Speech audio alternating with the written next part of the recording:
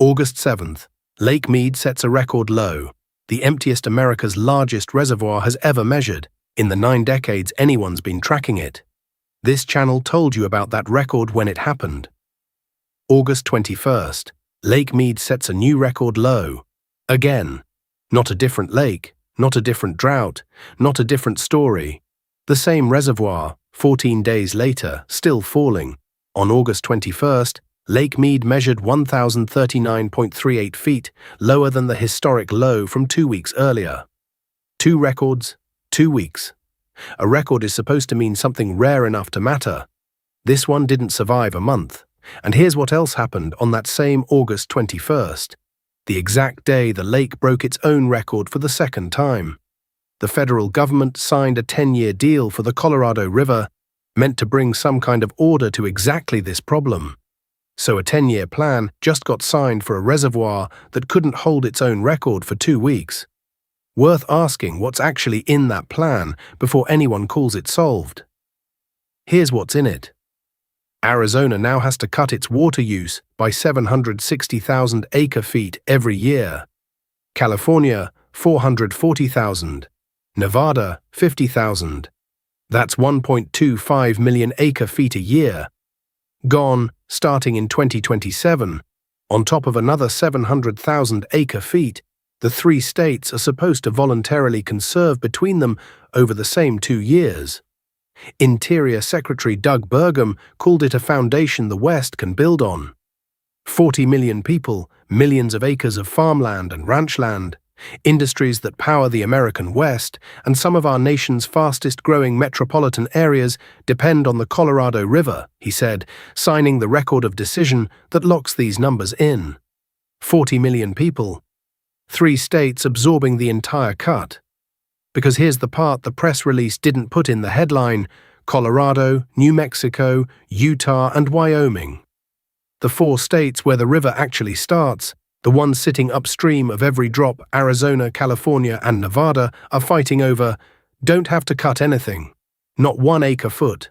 Not this year, not next year, not under this deal. 4 states, 0 mandatory cuts. 3 states carrying all 1.25 million acre-feet between them. That's not an oversight. It's a 100-year-old argument nobody's finished having. Back in 1922, when 7 states divided up the Colorado River on paper, the document didn't say, these 4 states upstream can never use more than this. It said something closer to, these 4 states can't drain the river below what it takes for the 3 states downstream to get their share. For decades, that difference didn't matter. There was enough water that nobody had to read the fine print that closely. There's not enough water anymore, and that fine print is now the whole argument. Lower basin states, Arizona, California, Nevada, read that language as a guarantee. A specific number of acre-feet, delivered downstream, no matter what. Upper basin states read the same sentence and hear something much narrower. We just can't be the ones draining it. If the river's shorter this year because of a bad snowpack, that's not our shortfall to cover. It's weather. Weather isn't in the compact. Same sentence. 2 completely different readings of who owes who. Nobody's rewritten the compact to settle it. They've just built a 10-year deal on top of it and moved on. Here's the part that should actually bother you, more than the compact itself. The 7 states were supposed to write this deal themselves. The rules that expire this year, the 2007 interim guidelines, always had an end date, and everyone involved has known that end date for nearly 2 decades. States had a deadline last November to at least agree on the shape of a replacement. They missed it. Regulators pushed the deadline to February. They missed that one too. 7 states, 19 years of advance notice, and they still couldn't get all 7 signatures on their own plan before the reservoir forced someone else's hand. So a federal secretary signed it for them instead. That's not a conspiracy. It's what happens by default when a negotiation runs out the clock. Somebody with the legal authority to act unilaterally ends up making the call that 7 governments couldn't agree to make together. Whether that's the system working as designed or the system failing upward depends entirely on which state you're standing in when the signature hits the page. And there's a stakeholder in that room who wasn't even invited to the original argument. Tribal nations hold legal rights to as much as 30% of the Colorado River's native flow, rights that predate the 1922 Compact in many cases, and that the 7 states negotiating in 1922 simply didn't account for because tribal water law barely existed as a legal category yet. That's not a footnote. Nearly a third of the river's natural flow sits with parties who are only now getting real seats at a table built exactly a century ago without them. Some tribes have started leasing water back to cities and farms as part of the solution, not just holding out as an obstacle to one of the few genuinely large-scale fixes on this river that doesn't involve someone simply using less. It's slow, it's case by case, and it's nowhere near finished. But it's real, and it deserves to be said plainly, the same way the turbine retrofits at Hoover deserved credit in an earlier video. Engineers and lawyers are both trying to build their way partway out of this, even while the water itself keeps losing ground faster than either fix can keep up. John Ensminger runs the Southern Nevada Water Authority. He's also Nevada's lead negotiator on this fight, which means his job is to sit in a room with 6 other states and try to get Nevada something better than smallest user, biggest exposure. His read on the imbalance is blunt. As the basin's smallest water user, Nevada cannot solve the river's imbalance alone. Nevada's entire Colorado River allocation is 300,000 acre-feet a year, smaller than Arizona's cut alone. The new deal takes 50,000 of that, roughly 1/6. If conditions get worse before this framework gets revisited, Nevada's own water officials have said that number could climb as high as 109,000 acre-feet, more than a third of everything the state is legally entitled to, gone, because of a shortfall Nevada didn't create and can't fix by itself. Nevada Governor Joe Lombardo didn't sign off quietly. He called the framework a plan that could have devastating economic and environmental impacts, and said the state would fight against any outcome that imposes unreasonable impacts. That's not a formality. Ensminger has said the same thing more specifically. Negotiation is Nevada's first, second, and third choice. But we're not just going to lose if negotiations fail. That's a state's top water official putting litigation on the table, on the record, against the federal government that just finalized the deal his state has to live under. Here's the part worth sitting with before you assume this is already a done fight. 3 weeks before Burgum signed anything, Nevada had already agreed to leave 50,000 acre-feet of its own water sitting in Lake Mead voluntarily, in exchange for $16.25 million in federal compensation. A preemptive move made before the final numbers even landed, because Colby Pellegrino, the Water Authority's deputy general manager, put it about as plainly as a water official ever does. "We have nowhere to store that water this year. Our bank is full." Nevada wasn't just bracing for a fight over the 10-year deal, it was already spending real money to get ahead of it. That's the strange shape of this story, a state suing over the principle while simultaneously paying out of pocket to comply with a version of it early. So does any of this actually reach the tap in Las Vegas? Not yet, and that matters. About 2.3 million people in southern Nevada get close to 90% of their water from the Colorado River system. Last year, the Water Authority used only 198,000 of its 300,000 acre-foot allocation, recycling most of what comes out of showers and sinks straight back into Lake Mead through treatment plants built specifically to claw that water back. There's slack in that number. A 50,000 acre-foot cut lands inside slack that already exists.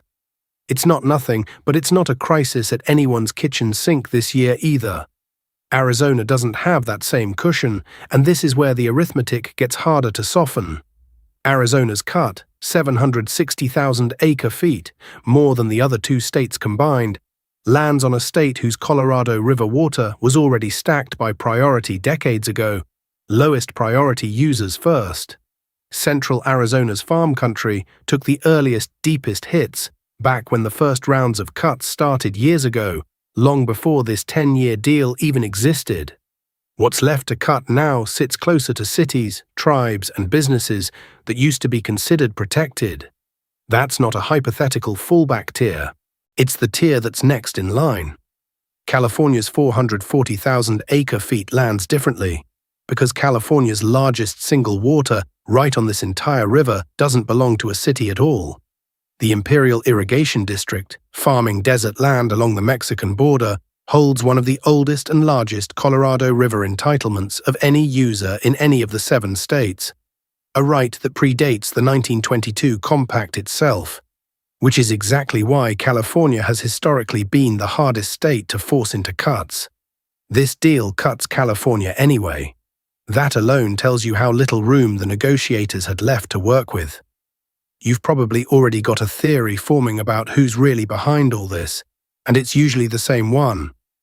Isn't this actually about AI data centers eating the water? Fair instinct, and this channel has run the numbers on that exact question before, on this exact lake.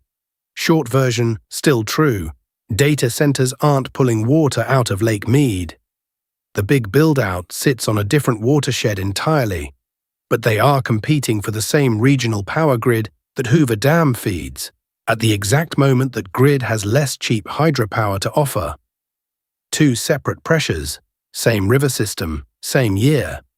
Worth remembering here, not worth re-explaining from scratch. That's a different video. What's actually driving this one is simpler, and arguably more frustrating, because there's no single villain to point at. It's 4 states with no mandatory obligation, 3 states absorbing all of it, a 100-year-old sentence nobody's rewritten, and a lake that keeps breaking its own record faster than the government can finish signing the paperwork meant to manage it. Federal forecasters have already said Lake Mead is on track to set a new record low nearly every month, clear through 2028, which means the 10-year framework signed on August 21st was written to govern a reservoir that its own authors expect to keep sinking past whatever number they just wrote down. Combined storage in Lake Mead and Lake Powell together hasn't been this low since 1957, during the construction of the dam that made Lake Powell exist in the first place. And here's the detail that should bother you more than any of the acre-foot totals. This isn't a 10-year plan in the way that phrase usually means. Read past the headline and the actual mechanism is a 2-year cycle. These numbers govern 2027 and 2028, and then the whole thing gets renegotiated. Again, in 2029. By the same 7 states over the same 100-year-old sentence, expecting the lake behind them to be even lower than it is right now. 10 years is the label on the box. 2 years is what's actually inside it. So no, nobody in Arizona is watching their tap run dry next month. Nobody in Nevada is getting a shut-off notice this week. That's not the claim here. The claim is smaller, and it's already signed into federal law. 3 states just got handed 1.25 million acre-feet of mandatory cuts. 4 states upstream got handed nothing, and everyone involved already knows they'll be back at the same table in 24 months arguing about the same sentence over a lake that isn't waiting for any of them to finish.